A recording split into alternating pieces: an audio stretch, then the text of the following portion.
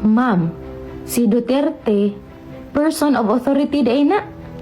Mugamit kag Bible, himua nga harmonya, dili aron magkontra. Basaha ang sugo ni Kristo sa Mateo 5:38 ngadtos 45. Igo kaayo si digong ani. Mateo 5:21 ngadtos 25. Unya, muingon ka nga walay sala si digong? Sakto og walay sayop? Ikaw ra gaingon nga don't judge, pero ikaw pwede mo judge? Hihihi. Si Kristo mao'y tinuod nga person of authority. Unsa may giingon niya sa dihang naay babayi nga nasakpan na napaw? Iya bang gipatay? Basin mo ingon ka nga natural, kay makasasala man to sila. Unya si digong, perpekto. Si Kristo wala man siya'y sala. Iya bang gisilutan? Nagsugo ba siya og tawo? Haron mo silot? Ma'am Klakling, ayaw pataka og gamit og teksto sa Bible. Kay wala kay background sa theology. Masaag ang maminaw nimo. Hello sa atong mga higala nga Catholic Faith Defender, no? So, ako ning gi-research ng stock ko aning sir.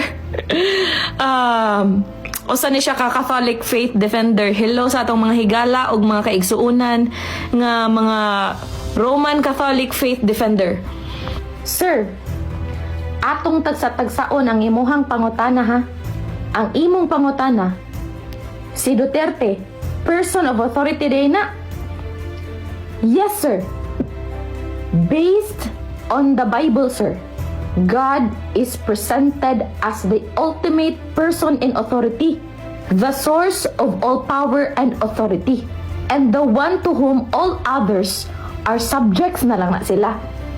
Ang Bible, sir, consistently portrays God as the sovereign ruler of the universe, sir, possessing ultimate authority and control. Pero, sir, sa Romans 13, verse 1 to 2, sir, nag-ingon dito, let every person be subject to the governing authorities, for there is no authority except that which God has established. Therefore, whoever rebels against the authorities is rebelling against what God has established, and those who do so will bring judgment on themselves. So, sir, while ang Ginoo nag-hold sa ultimate authority, sir, the Bible also acknowledges that He, ang Ginoo, nag-delegate of authority, sir, to individuals in various spheres of life, no?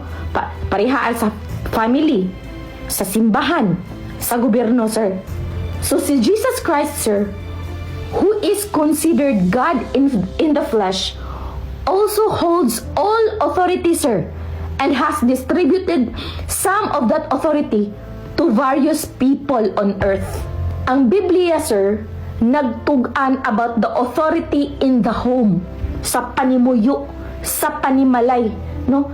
The Bible, sir, establishes authority within the home, with husbands, sir, being called to lead, mo'y mo lead, and the wives, ang mga asawa, to submit to their husbands. Nanatay authority in the home. Ikaduha, sir, authority in the church. Ang Bible, sir, also establishes authority within the church, no? Sa simbahan, with leaders being given authority to guide and shepherd the flock. Sa iyahang mga katauhan, sila ang mogiya, atong mga kaparian, atong mga kapasturan. Kuhaan ni mo, sir. Ikatulo, sir, authority in civil government. Ang Bible, sir, nag-acknowledge siya sa authority of civil government, stating that those in positions of authority, sir, have been placed there by God, no? Sa ato ang Ginoo. Karon, sir, ang Bible, sir, nag-encourage po na sa ato obedience to those in authority, but also emphasizes that obedience to God is paramount, sir, even if it means disobeying human authorities. Nakuha ni mo, sir? Mao na siya, sir, akong giingon, balik-balik yun na. Kung ang balaod sa yuta, wala nakalapas sa balaod sa langit, wala na'y problema, sir. Ang pangutana, asa man makita sa Biblia nga ang Ginoo nihatag og authority? Aside sa Romans, sir, basaha pod ang Matthew 28 verse 18 ngadto 20, sir.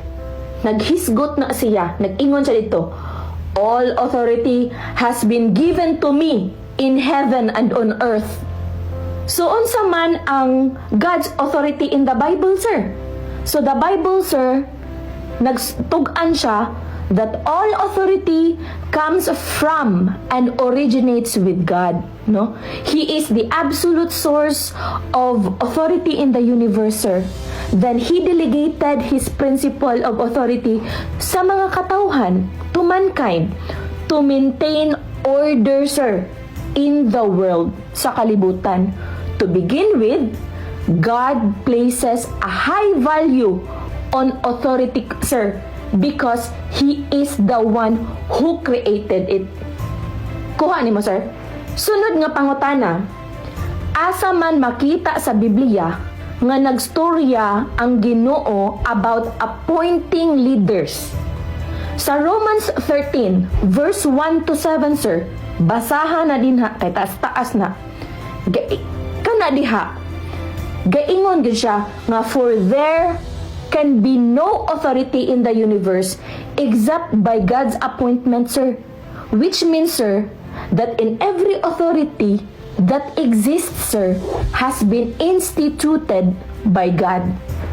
Karon, sir, as the duly elected leader of the Philippines, sir, si Duterte has the authority, sir, to address societal issues, sir, including the drug crisis, to protect the nation, sir, ang ato ang nasud, and its people, ang mga katawhan. So, his war on drugs, sir, can be seen as an exercise of this authority, sir. Nag-aim na siya at safeguarding society, no, from the destructive impact sa illegal drugs, sir. Si former President Rodrigo Roa Duterte, sir, made it clear, iya ginang deklaro, sir, that those engaging in illegal activities, sir, especially drug dealing and abuse, no, would face consequences, sir.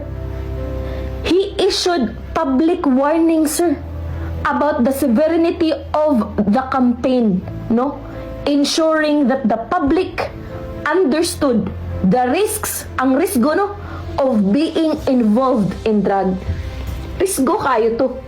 Iyaha gitong gitagaan siya tag warning o accountability during his time, sir. So, sir, ang teachings sa Ginoo, sir, wala nagprohibit sa mga otoridad, no, from warning people about the consequences of wrongdoing, sir. In fact, ang Bible, sir, nag-ingon gyud about the need for leaders to guide their people, sir, which sometimes, sir, includes giving stern warnings, good, sir, for the sake sa justice and order, sir. Niingon sa Matthew 7:13 nga to 14, sir.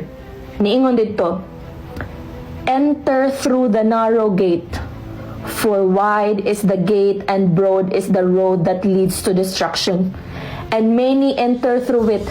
But small is the gate and narrow the road that leads to life, and only a few find it. Sa Bisaya pa, sir, sumulod kamo agi sa pultahan nga masigpit. Kay dako ang pultahan ug sangkad ang dalan nga padulong sa kapildihan, ug daghan ang nagasulod agi niini. Kay masigpit ang pultahan ug hiktin ang dalan nga padulong sa kinabuhi, ug jutay ra ang mga nakatultol niini. So, sir, ang warning ni Duterte, sir, can be compared to this concept, no? sa verse nga akong gihatag sa imuha. Acknowledging that people, sir, ang mga katawhan, must make a choice, no? And those who choose a destructive path may face severe consequences. Kuha ni mo? So, ang goal ni President Duterte, sir, could be seen as guiding the people away from the broad road, no, that leads to societal harm. Ingon pa ka, sir, basaha ang sugo ni Kristo sa Matthew 5:38-45. Ingon pa ka nga, igo kayo si digong sa Matthew 5:21-25. Unya, ningon pa ka nako, moingon ka nga walay sala si digong? Ningon di ko, sir. Walay sala ang pag-implement niya sa balaod, sir. Because he is the person in authority. Kuha ni mo, sir. Ikaw raga ingon nga don't judge, pinaana pa ka nako. Bitaw, tama man. Pero ikaw pwede mo judge ni judge di ko, sir. Gilatagan nanti ka, no? Gilatagan ti kag balaang kasulatan aron makasabot ka. Karon, sir, mubalik ta sa imuhang Matthew 5:38-45. Basahan na ninyo mga higala. Gihuman na akong basa, sir, ha? Pero nasayod ko kung unsa ng bersikuluha imong gihatag.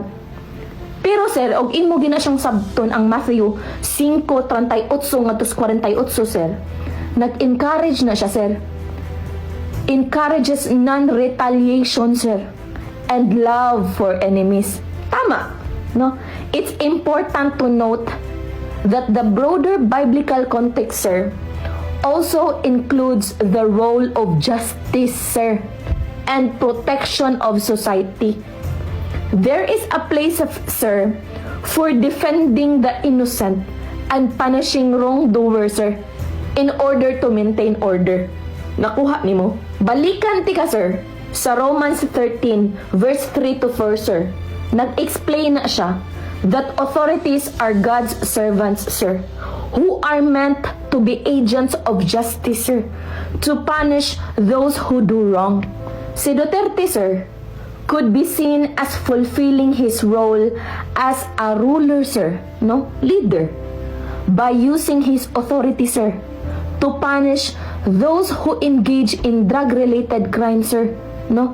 Protecting society from harm, sir, and maintaining order, no? So the enforcement of laws, sir, and punishment of wrongdoing is an essential role of government, sir. Role na sa atong panggobyerno, which aligns, sir, with his actions, sir, particularly in dealing with the drug problem. Duterte's approach, sir, can be viewed as preventive measure ba? Nakuha ni mo? Para ma-stop ang destructive cycle of drug abuse, sir, which negatively impacts sa atong pamilya, sa atong komunidad, sa atong nasud as a whole, sir. While ang uban, sir, nag-criticize nga harsh method na siya, no? I argue, sir, that it's necessary, sir, to prevent the greater harm that drugs cause. Kay nga naman, sa Bible, sir, ang leaders are called to protect the vulnerable, sir, and prevent harm. Wala man ingon si Duterte nga pamatya ang mga inosente, no? Sa kaso sa drug addiction, sir, it is seen as a societal crisis, no? That threatens, no, nag-threat siya sa public health, no?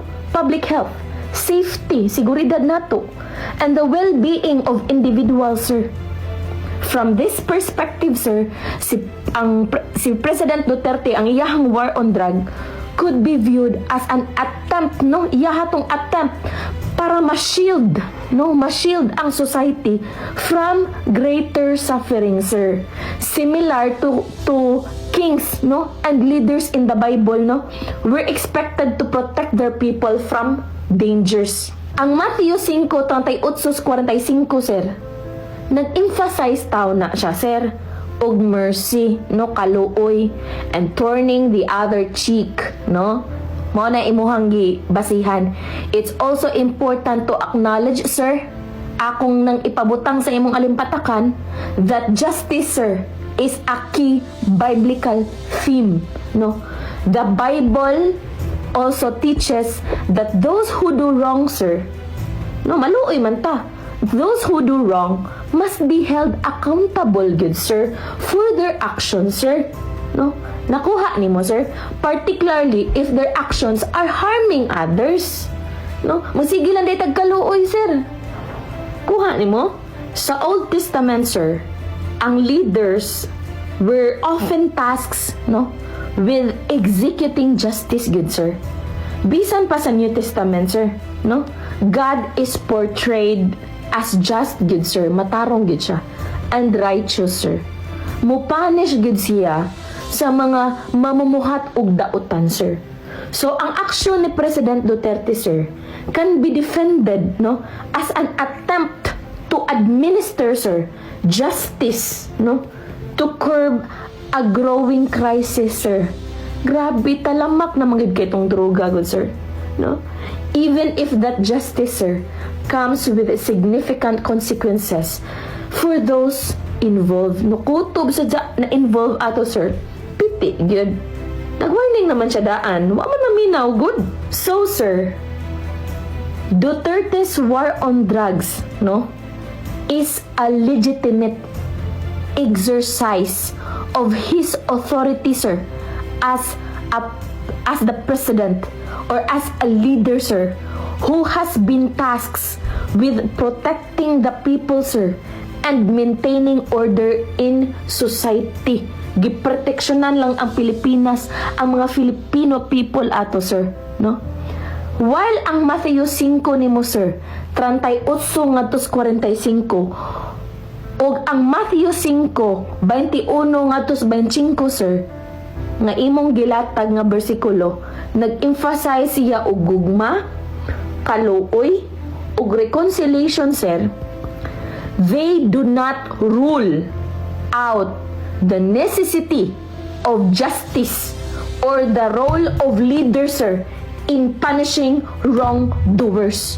Kuha nimo, Duterte's warning, sir, and the enforcement of laws against drug abuse can be seen as an attempt to prevent greater harm and to fulfill, sir, the biblical duty, sir, of a leader, sir, to protect the well-being sa iyahang mga ginsakupan. In the essence, sir, while ang Bible, no, nagtawag siya og gugma og kaluoy, it also underscores, sir, the need for justice, authority, and the protection of society, sir, from evil, no? Mga prinsipyo that can be aligned with President Rodrigo Roa Duterte's rationale, sir, for his policy, sir, yang mga polisiya on the war against drugs. Unya, sir, naghisgot ka kabahin sa babae nga nanapaw, no? Mura kag si Congress Abante ba? Congressman Abante, ug wa ko masayop. Pareha mong example, sir. Kabahin atong babae nga nanapaw. Makita na siya, mabasa na siya sa John chapter 8 verse 10 to 11, sir. No, giingon dito, babae, woman, where are they? Has no one condemned you? No? Ingon ang babae, no one, sir. Ug niingon ang Ginoo, then neither do I condemn you. So si Jesus, ni-declare siya, niingon siya, go now and live your life of sin. No, go and sin no more.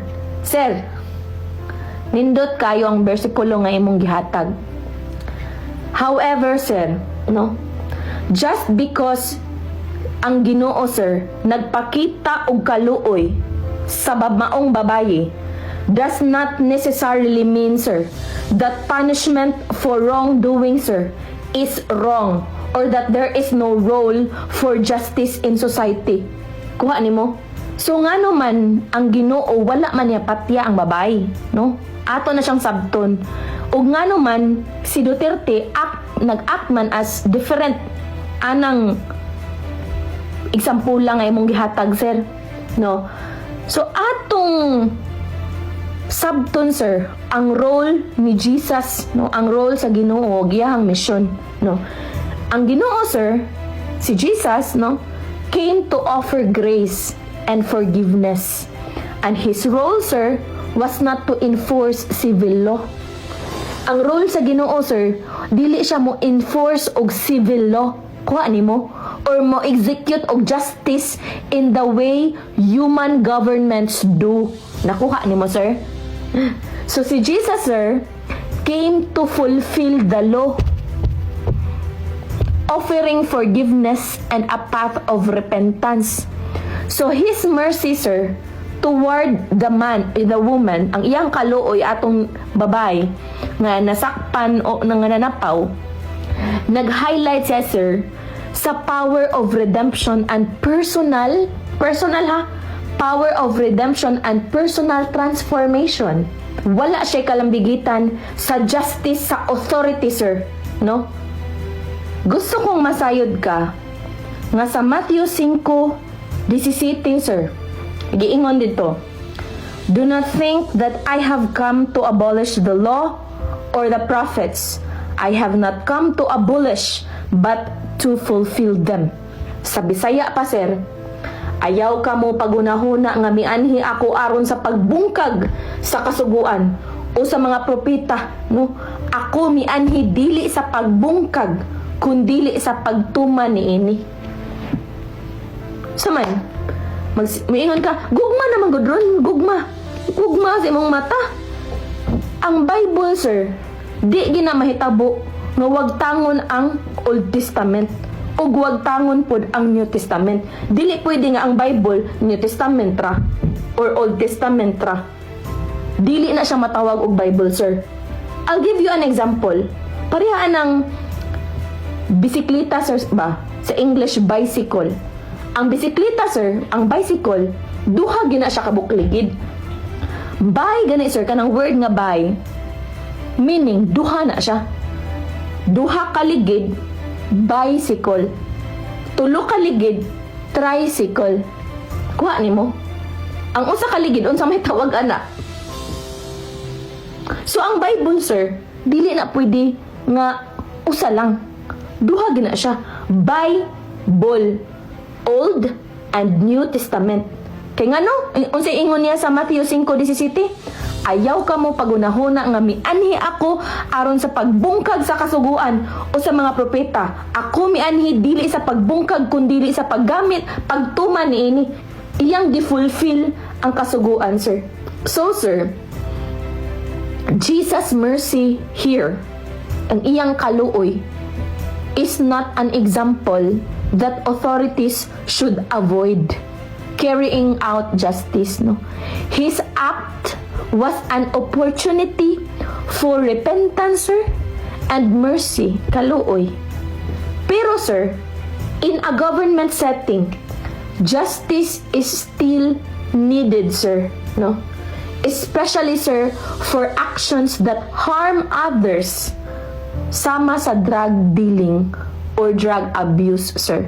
So, sir, the Bible makes it clear, good, that while God, ang Ginoo, offers grace, no, o kaluoy, the responsibility of government, sir, is to uphold justice for the well-being of society. Romans 13:1-4. President Duterte's war on drugs, sir, is an effort to siya to preserve justice and peace in society, sir. Protecting the innocent, no? Giprotektahan po niyang mga innocent. And ensuring, sir, that those who commit harmful acts are held accountable, no? So Duterte's actions, sir, are part of his duty, no? As a leader, as the president, to use his authority, sir, to protect society from dangerous behavior, sir. Especially, sir, drug-related crimes that can lead to widespread destruction. So, sir, ang mga droga o ang mga associated violence, sir, have a devastating effect good sa ato ang society, no? Ang drug abuser, nakadestroy na siya sa atong pamilya, sa atong komunidad. and even the entire generations. Buta ka karon, sir? Kumusta man karon ang Pilipinas? Duterte's war on drugs is seen as an attempt to eradicate, sir, a major social evil, sir, that has been harming the Filipino people, sir. No? In this sense, sir, Duterte might view the actions as necessary, sir, to discipline agad, sir, to prevent the greater harm, sir, and suffering. Sa Proverbs 31 verse 8 to 9, sir, nag-ingon dito, speak up for those who cannot speak for themselves, for the rights of all who are destitute. Speak up and judge fairly. Defend the rights of the poor and needy. Sa Bisaya pa, sir, bukha ang imong bakba alang sa amang diha sa kaayuhan sa tanan ni adtong mga biniyaan. Bukha ang imong bakba, maghukom ka sa pagkamatarong ug maghatag ka og hustisya sa mga kabus ug hangol. Susama ra na sa gobyerno, sir, nga gitahasan sila with protecting their people, no? So ang Duterte's war on drugs, sir, is from his perspective, and dipinsa to siya of society, no, against the harm caused by drug dealers and addicts, no. So in this case, sir, the goal, unsa to'y goal ni President Duterte, is to protect the vulnerable from further exploitation and harm. Mao na, sir, nga ang paghatag og pasaylo, ang pagpasaylo sa Ginoo ni adtong babae nga nanapaw, sir, wala siya nagpasabot that crime should go unpunished, sir, in a societal context. Ang mission sa Ginoo, sir, was to offer spiritual redemption.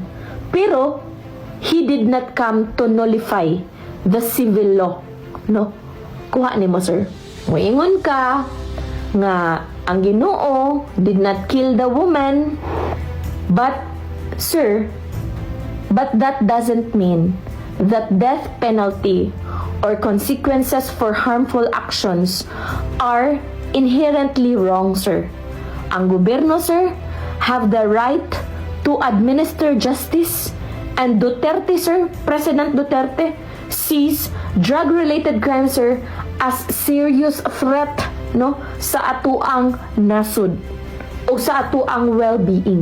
Sa Hebrews chapter 12 verse 6, sir, giingon didto, the Lord disciplines the one he loves, and he chastens everyone he accepts as his son. Sa Bisaya pa, kay ang gigugma sa Ginoo gikastigo niya o ginahampak ang tagsa-tagsa ka anak nga iyang gidawat. Si Duterte, sir, as President of the Philippines, has been given the authority to act decisively in times of crisis, sir.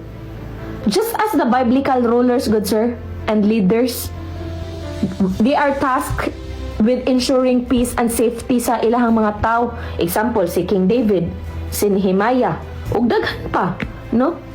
Duterte's war on drugs, sir, can be seen as fulfilling the responsibility given to him as the nation's leader.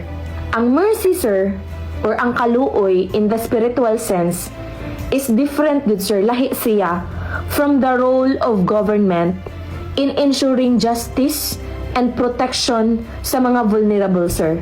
Pero, sir, ang kaning duha, both are essential for a just society. Unya, sir, katawanan ba kayo mong pangutana nga, ang Ginoo nagsugo og tao aron mo silot palpaka nimo, sir? Yes! Oo, sir. No?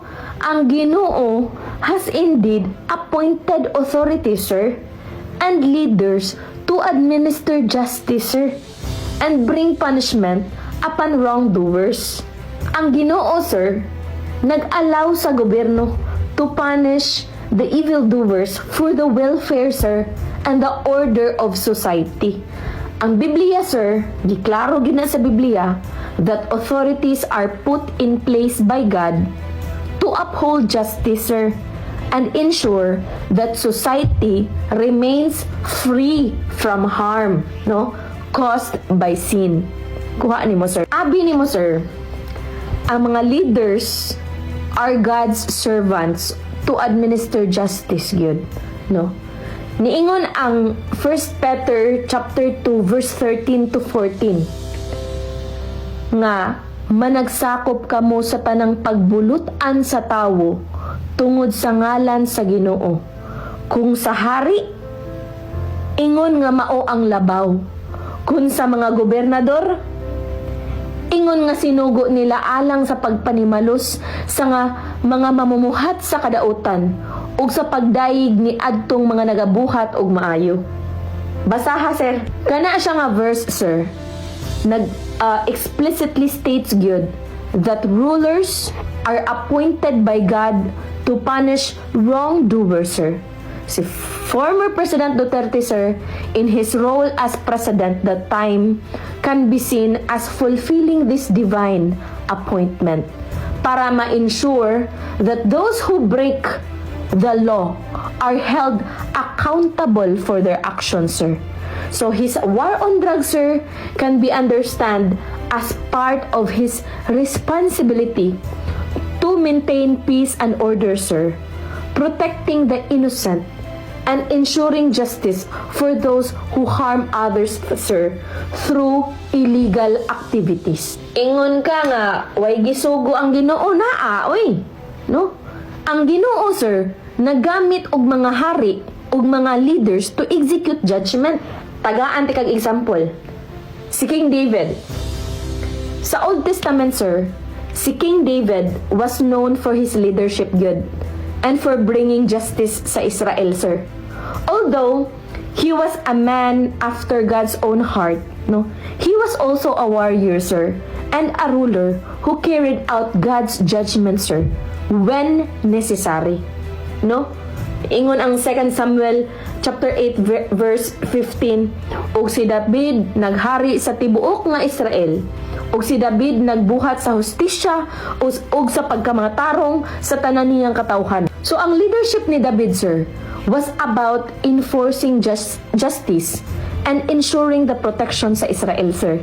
Even though, sir, he was merciful in many instances, sir, as a king, he was also required to carry out punishment, sir, on those who caused harm to the people, sir.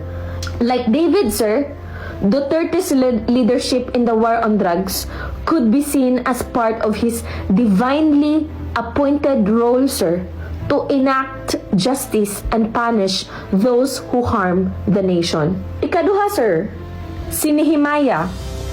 Another example is Nehemiah, who led the rebuilding of Jerusalem, sir, and brought about reform to ensure, sir, justice was done. Basaha ang ni Nehemiah 5:14 to 15. Ang leadership ni Nehemiah, sir, was one of justice and fairness, no? Where he could ensure that those who took advantage of the people, sir, were held accountable. No, so he used his position, sir, to reform and bring justice. Much like how Duterte uses his authority, no, to bring about reform and justice in his campaign against drugs. Sa Genesis chapter 9 verse 6, sir, niingon dito, whoever sheds human blood, by humans shall their blood be shed, for in the image of God has God made mankind. So this is an early example, sir, of God's justice for serious crimes, sir, like murder, no?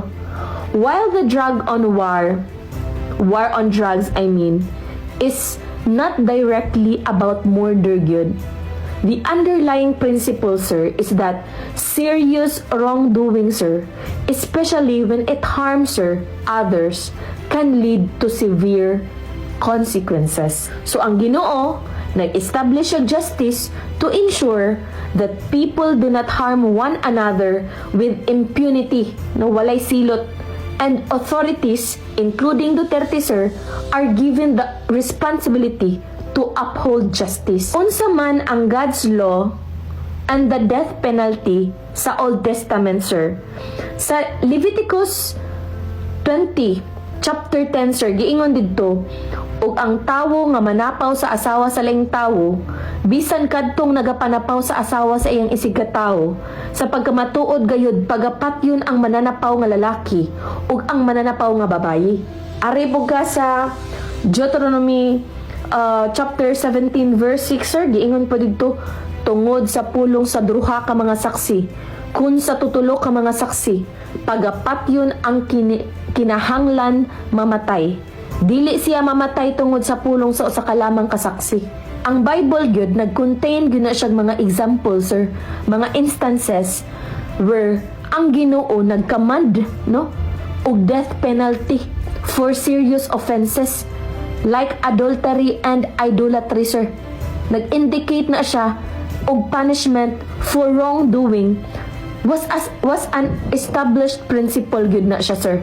So while these examples, sir, are from the Old Testament, they demonstrate God's view of justice, sir, and how it was applied in the civil government of Israel.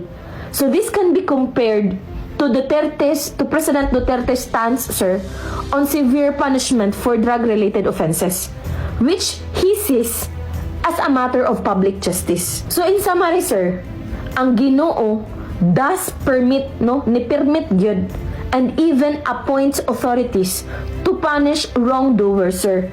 And these authorities have the right to act decisively in the matters of justice, sir. From the Bible, we see that God has established authorities to carry out punishment, sir, to maintain order, to protect the innocent, and discourage evil. President Duterte's war on drugs, sir, can be seen as his fulfillment of this God-given role to protect the people and enforce justice, no? Particularly against a major crisis, sir, na nagithritan ang ato ang society, no? Baliko nako, while Jesus mercy in John 8 nga imong giingon, nagtudlo siya kabahin sa personal forgiveness, sir.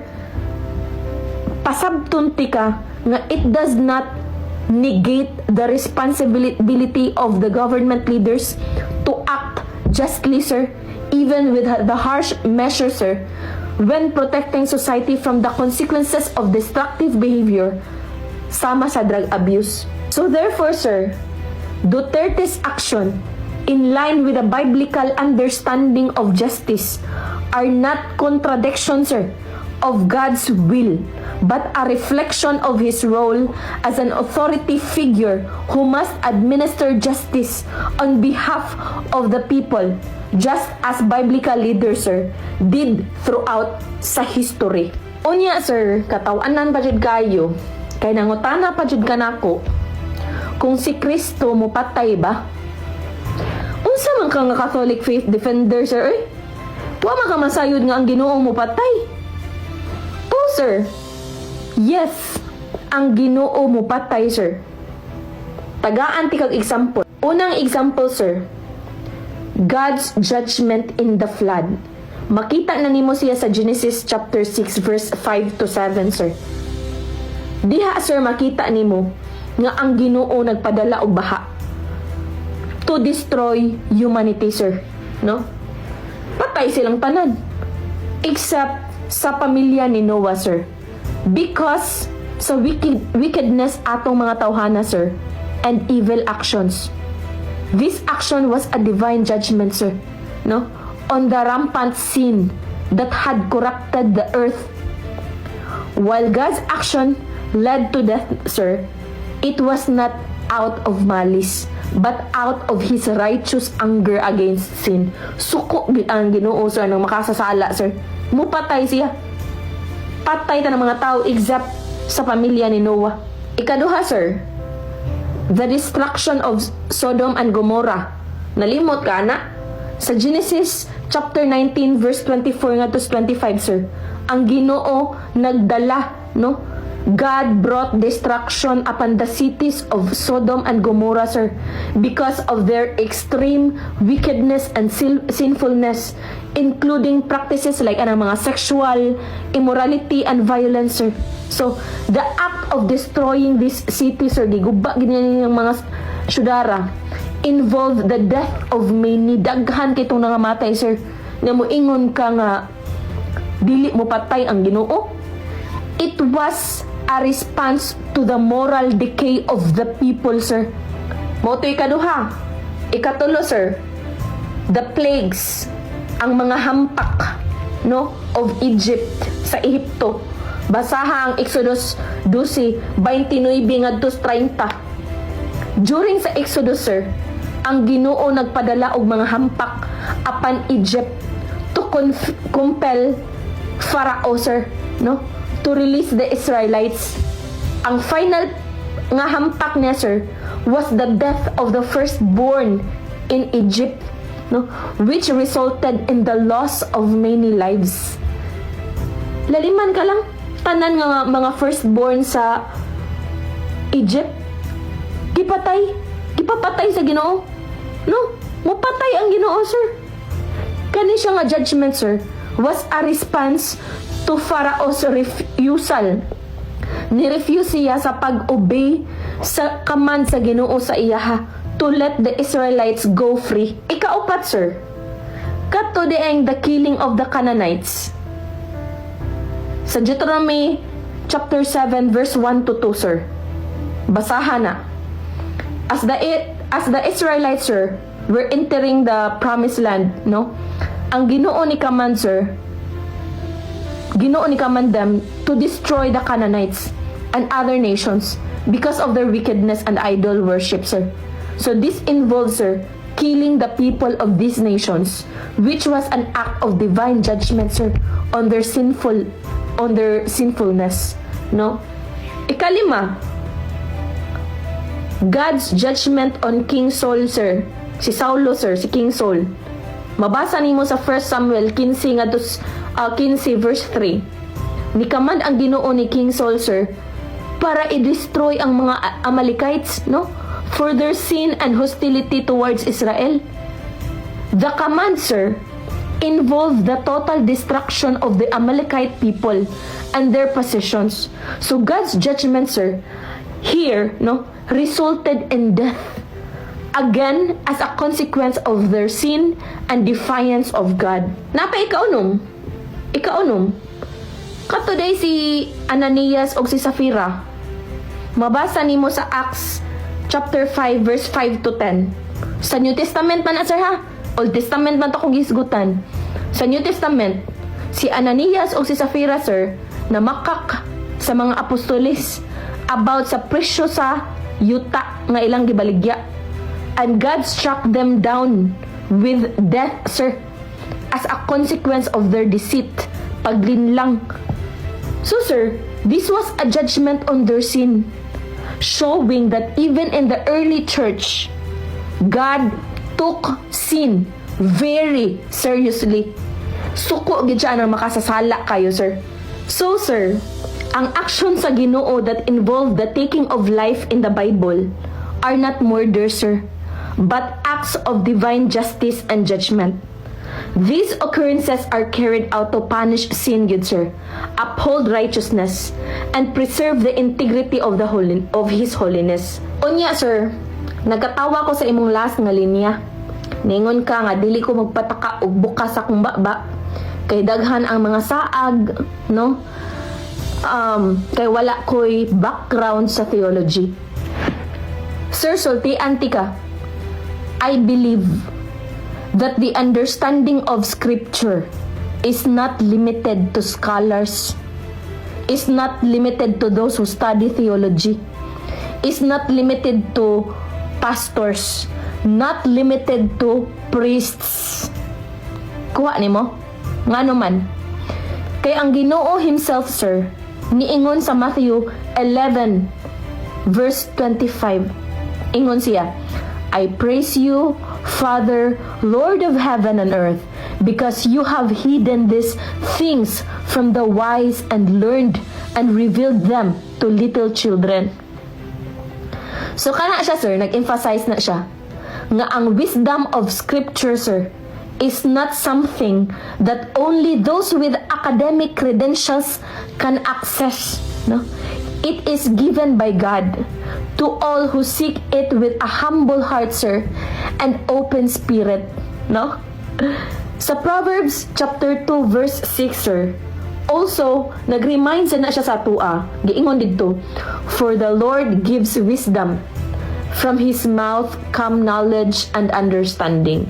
So, sir, while I respect your studies, kung nag-eskwela man gani kag theology, and the knowledge you bring from your academic background, sir, I do not believe that formal education in theology, sir, makes someone the sole authority on scripture, sir. The Holy Spirit guides us all to understanding. And I believe, sir, that my perspective on these issues can be just as valid as yours, regardless of formal credentials, sir. Nakahuman man sa tag-eskwela, sir, so kamaotang mobasa og Bible, no? Wala na naglimit sa mga nag-eskwela og theology. Kuani mo? Og daghang salamat kayo. Hinaot nga imo ning nahuman og tan-aw kay para imuha gyud ni. Hinaot nga nakasabot ka sa akong punto. Nasabtan ni mga akong explanation, taas-taas gyud ni siya. Pero hinaot nga nakasabot ka. Sir, as Roman Catholic faith defender, sir, tarunga gyud og basa ang balaang kasulatan. Ayaw pangitai og sayop ang nagstorya sa kamatuoran para imong debatihon kay bamang ko ninyo. Kay mangita ra man mog punto, mangita ra mog statement nga himuon ninyong debate. Ayaw ana, sir, no? Ayaw pangita ana nga issue. Daghang salamat.